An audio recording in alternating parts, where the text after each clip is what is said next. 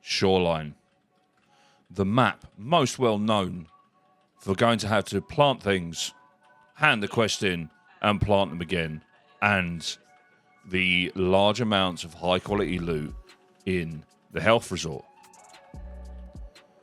Now, what if I told you that you can make far more money, far safer, with less risk of running into other players, trying to get Ledexes and trying to fight Sanitar around the rest of the map?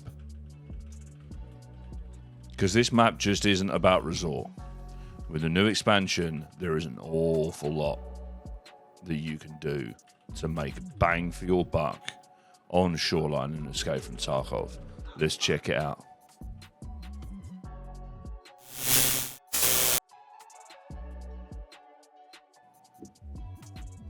The first place we're going to look at is the village, which is where I spawned when I did the offline raid to talk through this. There are something around 20 plus jacket spawns in this area of Shoreline alone. Not to mention toolboxes, duffel bags, loose item spawns like on couches and beds, and stashes. It is well worth taking your time to go through all of these buildings and searching all of these items. Right, food spawns, jackets, duffel bags, stashes, toolboxes. Loads and loads and loads of loot is loosely available in this area of the map.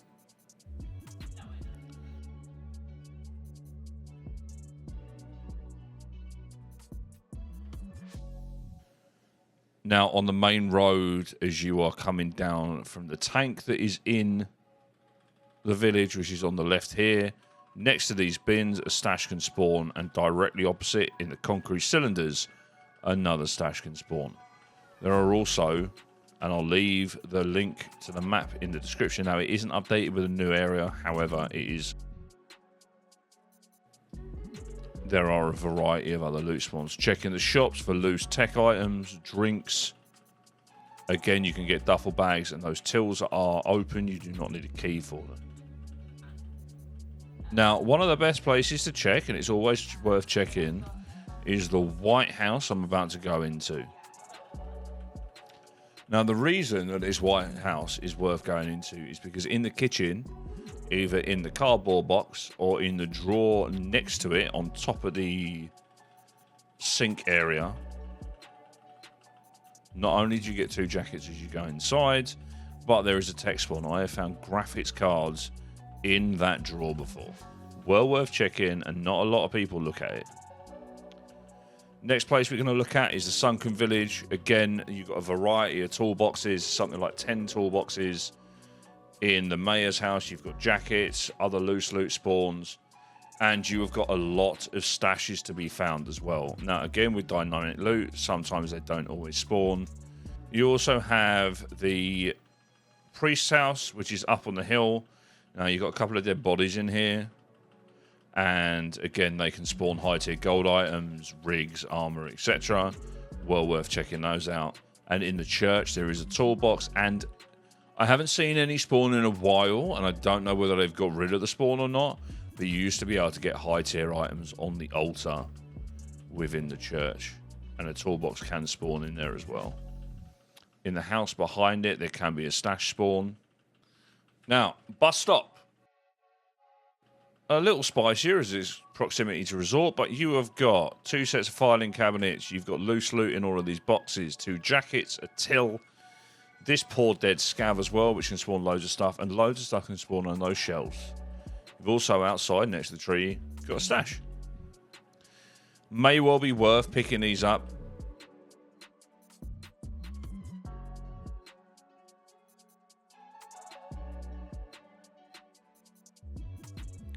Next one to look at is the gas station next to the pier. Once you jump over the fire, which you can do, taking minimal damage, if you follow the way that I do it, you've got some weapon boxes, and you've got a safe. Again, fairly infrequently touched by players. Well worth checking this out if you're on a scav or what have you. and then jump out the way that I jump out. Now, you might take a little bit of damage from the fire, but it won't be too much.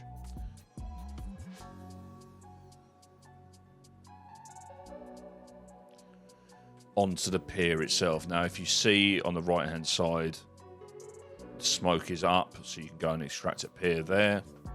You've also got a dead body, which you can loot. There can be loot spawning in the boots of the cars. You've got 3 or 4 filing cabinets. You've got a till at the front of the office. And then upstairs, you've got 2 safes and 2 computers.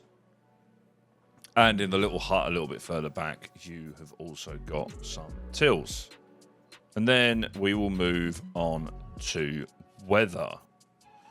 Weather, you have got med spawns, you've got duffel bags, you have got 4 or 5 sets of filing cabinets, weapons boxes outside. You've also got a computer, a safe, and some loose tech items can be spawned on the server racks. So well worth checking those out as well.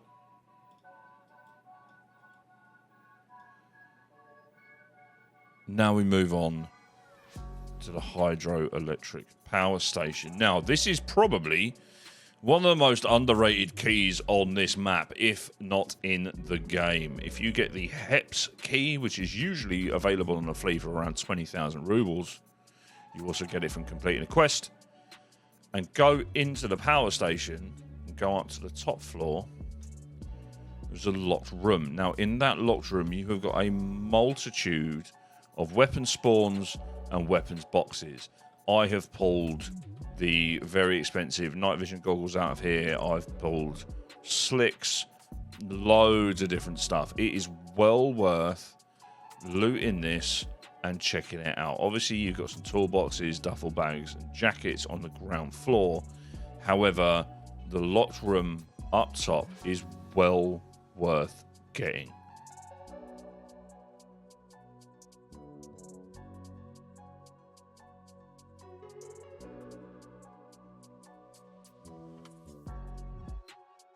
And finally, we move on to the new area. You've got a variety of weapons boxes, and in the concrete buildings, you have got loot boxes, you have got ration crates, loose weapon spawns, and loose gold spawns. So make sure you are checking the beds and the sofas and all of those shelves for spawns. I've found graphics cards, I've found Tetrises, I've found the Bitcoin gold chain, so it's well worth checking these out. Now, do be aware that players do have quests to kill people in this area, and there are scav spawns. However, it's usually relatively quiet. Well worth checking these out. Make sure you're checking all of those shelves, all of the couches, and checking all of those boxes.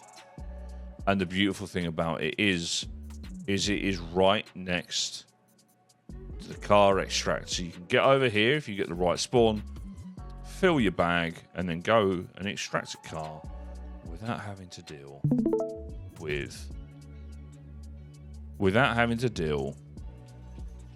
anyone.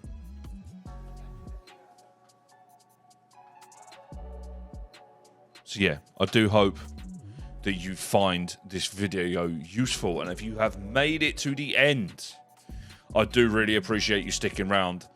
I have got more loot guide videos coming out, looking at aiming them towards lower risk with high reward. So I do stream on Twitch 3 days a week, so come check us out.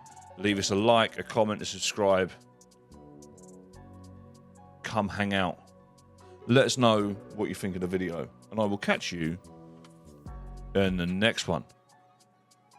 Peace.